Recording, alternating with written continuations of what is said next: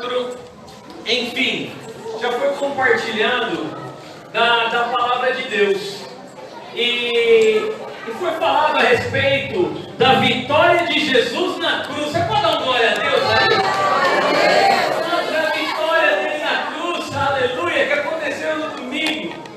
E a primeira Páscoa que aconteceu, nós vemos na Bíblia, no livro de Êxodo, quando o povo saiu da terra do Egito em direção à terra prometida, Canaã. Páscoa significa passagem. Diga comigo, passagem. Amados, então o que aconteceu? O povo estava escravizado no Egito e por uma direção de Deus foi enviado as 10 pragas a ponto de Faraó não resistir e deixar o povo ir.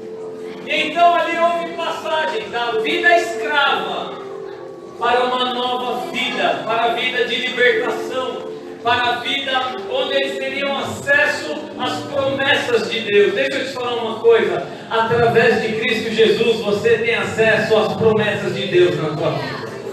Somente através de Jesus Cristo. E houve uma passagem, e houve uma Páscoa. E ali, nessa Páscoa, Deus deu uma direção para que o cordeiro fosse imolado e o sangue dele fosse passado nos umbrais das portas, nos batentes das portas, para que o anjo da morte não entrasse. Por que eu estou compartilhando a respeito da primeira Páscoa? Porque através do sangue de Cristo, meu irmão, a morte e o inferno não tem mais poder sobre a tua vida e sobre a minha vida, porque Jesus já pagou um alto preço por mim e por você. Ele já fez pelas nossas vidas. Mas quando que entrou então esse pecado? Entrou lá no Éden, amados. Deus fez um plano perfeito. Diga comigo, plano perfeito. Deus criou tudo perfeito. Criou o Éden, um jardim lindo. E colocou Adão naquele jardim para administrar, para cuidar. Adão e Eva, e ali ele nomeou as árvores, os animais. E o que eu enxergo dentro da palavra de Deus, meus irmãos? Quando Adão e Eva estavam lá no Éden, eles deixaram de fazer aquilo que Deus chamou eles para fazer. Deus chamou eles para governar aquele lugar. Diga comigo, governar. Diga para o seu irmão, você foi chamado para governar. Amém? Amados, Adão e Eva foram chamados para governar ali. Porém, quando Eva deixou de governar e ficou de blá blá blá com a serpente, quando Eva deixou de governar, de zelar para aquele lugar e ficou conversando com a serpente, ali entrou a desobediência, o pecado da desobediência. Eva comeu o fruto, deu fruto para Adão, que deixou de governar também, comendo o fruto, e o pecado entrou sobre a terra, na humanidade. Meu irmão, eu aprendo algo e gostaria de compartilhar com você. Todas as vezes que você deixa de governar, alguém começa a governar no teu lugar. Quem está governando a tua casa? Quem está governando a tua família? Quem está governando no teu trabalho? Todas as vezes que você deixa de governar, de exercer o governo, alguém começa a governar no teu lugar. Pega essa chave na tua vida. Se você não governar a tua vida, pastor, mas não sou eu que governo, é Cristo que governa. Será? Será que Ele está governando realmente? Todas as vezes que deixamos de governar, o inimigo ele entra e governa.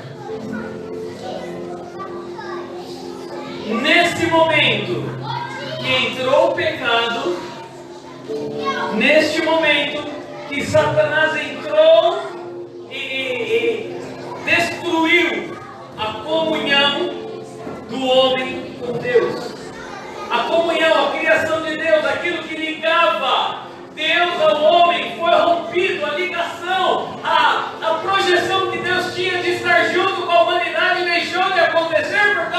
pecado. Mas nós vemos na palavra de Deus também, amados, que esta conexão que foi rompida, Deus ele já havia planejado fazer uma ligação entre o homem e Deus novamente. Mas isso não era por sangue de animais, isso não poderia acontecer por pressão, mas isso tinha que acontecer por livre e espontânea vontade. Isso significa, tinha que acontecer por amor. Diga para o seu irmão, você é muito amado. Diga para outra pessoa, você é muito amado. Aleluia. Sabe o que acontece, amados? Olha só o que diz Isaías capítulo 49, versículo 15. Será que uma mãe pode esquecer do seu bebê que ainda mama e não ter compaixão do filho que gerou? Embora ela possa se esquecer, eu não me esquecerei de você, diz o Senhor dos Exércitos. O Senhor não esquece da tua vida. O Senhor ele te ama. O Senhor ele quer estar contigo. O Senhor quer caminhar contigo. O Senhor sonha contigo. O Senhor deseja estar contigo. Amados, é por isso que ele preparou Jesus. É por isso que ele enviou Jesus para morrer no meu e no teu lugar. A obra está em torno dele. Isaías capítulo 7, versículo 14 fala a respeito da vida de Jesus. Isaías capítulo 9, versículo 6 fala a respeito de Jesus. Miqueias capítulo 5, versículo 2 fala a respeito do nascimento de Jesus.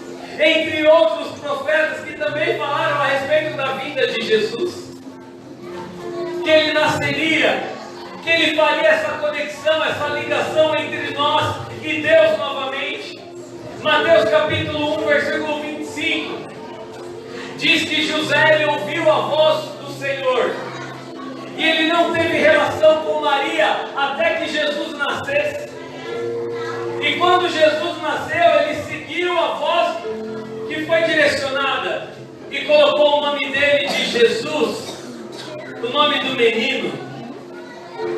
Amado, nós vemos que Jesus ele cresce, ele tem uma infância como qualquer criança, porém ele tinha sabedoria, porque Jesus ele veio como homem, mas ele veio como filho de Deus, aleluia. Isso fez toda a diferença, porque quando ele cresce, ele cumpre dois propósitos do Senhor. E eu quero ler João capítulo 17, versículo 4. Dois propósitos nós vemos acontecendo.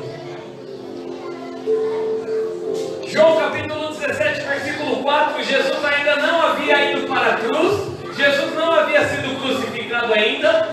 E ele diz assim, na oração, capítulo 17, Jesus ele ora por ele. Jesus ora pelos discípulos, Jesus ora pela minha vida e pela tua vida, aleluia. Jesus ora por toda a humanidade em João capítulo 17. Mas no versículo 4, nesta oração, ele diz assim: eu te glorifiquei na terra, completando a obra que me deste para fazer. Diga assim comigo, completando a obra. Mais uma vez, completando a obra. Amados, Jesus não havia sido crucificado ainda. Que obra então que ele já tinha completado? Que obra que ele já tinha completado? Se a palavra está dizendo que ele orou e já falou: Pai, eu te glorifiquei na terra. Tipo assim, tá ligado? Tipo assim, tá ligado? Jesus está falando: olha, aquilo que eu fiz, eu já realizei. Aquilo que foi colocado na minha mão para realizar, eu já realizei.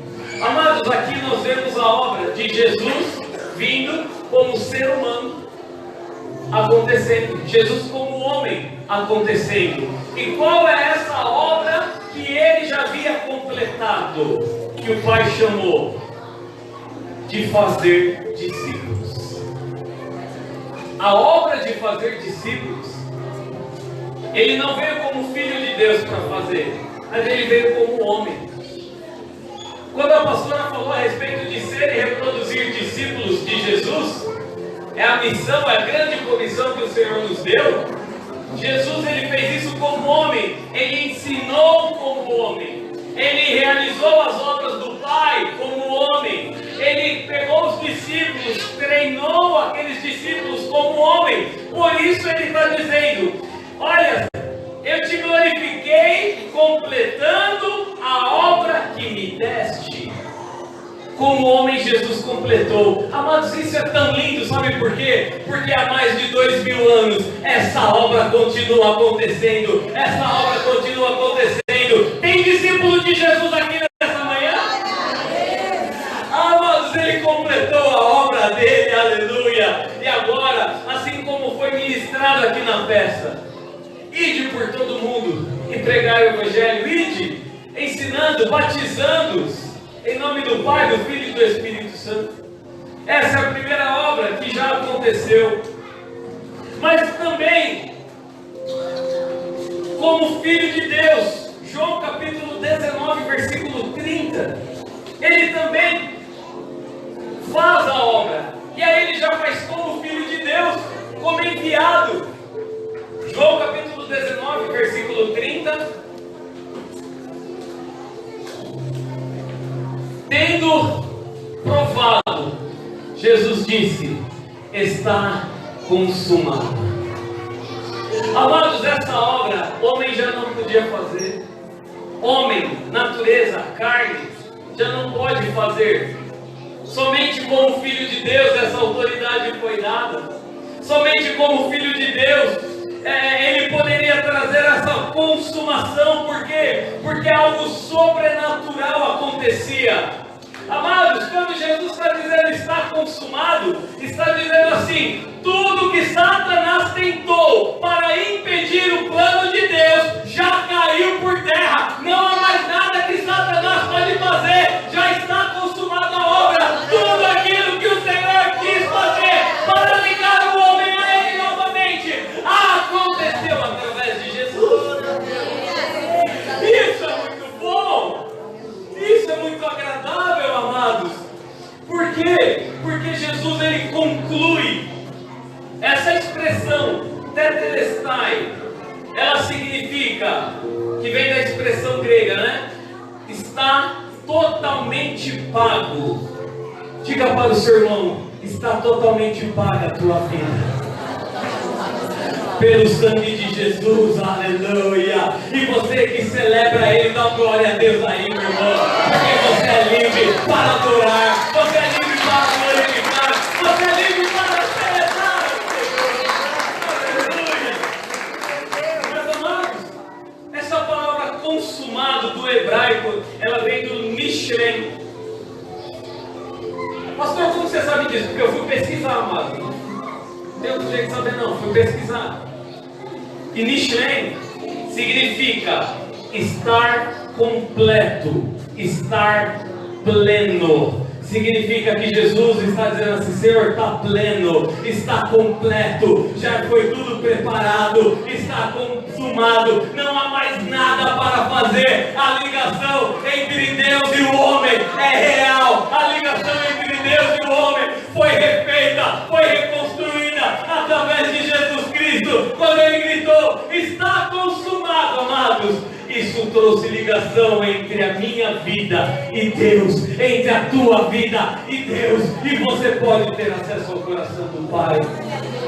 Hoje já não há mais nada, amados, que possa ser feito para nos ligar.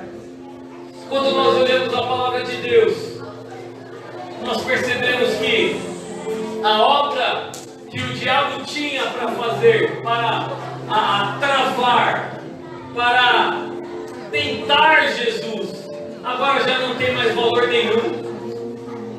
Mas, amados, mesmo o diabo, sabendo que ele não conseguiria vencer Jesus, ele continuava tentando Jesus. Ele tenta Jesus, levando ele no monte, antes da crucificação, claro. Ele tenta, falando: Jesus, olha, lança-te daqui. Ele leva Jesus num pináculo e fala: se você me adorar, eu vou te dar toda essa terra. Jesus, você está com fome? Transforma essas pedras em pães. Amados, nós vemos Jesus sendo tentado durante a via, enquanto carregava a cruz, conforme foi encenado aqui. Ele estava sendo tentado todo momento a blasfemar, a reclamar, a murmurar. Ele estava sendo tentado, mesmo Satanás sabendo que Jesus não cederia, ele continuava tentando Jesus. Meu irmão, se Jesus ele foi tentado, o que te faz pensar que na tua vida você não vai ser tentado? O que te faz pensar na tua vida que você não vai passar por provações? Não existe um evangelho que não tem provação. Evangelho verdadeiro. Não existe evangelho verdadeiro que não tem tentações, o qual o inimigo vem nas fraquezas. Mas eu quero dizer para você também que não existe evangelho verdadeiro, o qual você possa ser salvo, se não for por intermédio de Jesus Cristo justo. Não tem como, amados. Olha só o que Jesus ele declara em João capítulo 17. Perdão, João capítulo 10, versículo 17. Por toda a tentação que o diabo fez, Jesus já havia declarado isso. João 10, 17 e 18. Por isso é que meu Pai me ama, porque eu dou a minha vida para retomá-la. Ninguém a tira de mim, mas eu a dou por minha espontânea vontade. Eu tenho autoridade para dá-la e para retomá-la. Esta ordem eu recebi do meu Pai. Ninguém, amados, então, tira a vida de Jesus. Não foi o diabo que tirou a vida de Jesus, mas Jesus se entregou, carregando as minhas dores, as minhas enfermidades. Isaías capítulo 53 diz: e o castigo que nos traz a paz estava sobre ele, e por suas pisaduras nós fomos sarados. Aleluia. Nós fomos sarados. Fisicamente, Jesus estava ali naquela cruz morrendo, amado. Fisicamente, Jesus estava se entregando. Mas o que ninguém sabia é que Jesus, ele estava, amado, no mundo espiritual movendo de tal maneira que ele toma as chaves do diabo, da morte e do inferno e diz: diabo, você não tem mais poder, a morte não tem mais poder, aonde tinha morte, agora existe vida. Jesus, ele está declarando vida na tua vida, meu irmão. Jesus está declarando vitória na tua vida. Jesus está declarando vida neste lugar.